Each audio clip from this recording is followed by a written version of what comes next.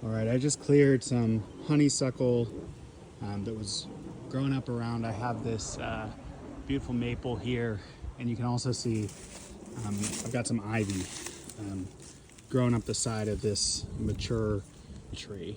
We want to try to kill this ivy before it has a chance to kill the tree. Let me step back and just give you a little bit of the scale so you can see that ivy crawling all the way up the tree.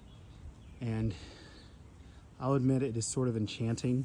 It has a very Middle Earth feel when you see this ivy running up the trees, and I think for that reason a lot of people just kind of let it go. But what can happen is this can actually end up killing the tree. The ivy grows and smothers the tree at the top, and it can't get any sun, and the tree ends up dying. And with a big mature tree like this near a house, I don't want that to be happening. So I'm going to be clearing away the ivy.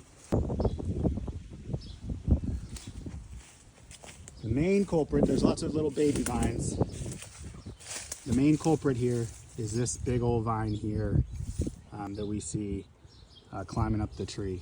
And I'm going to use a method called the window method, where basically I'm going to use this hatchet. I often use a saw for this, but I don't have a saw handy. And cut out a section of vine. And then I'm going to make a second cut about 6 to 8 inches away.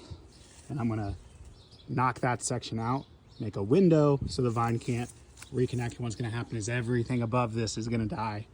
And the tree's not going to be choked out. So I'll make my first cut. All right, so I made my first cut here. I stopped kind of just before I got to the tree. I'm trying to avoid doing any damage to the tree. Like I said, if you have a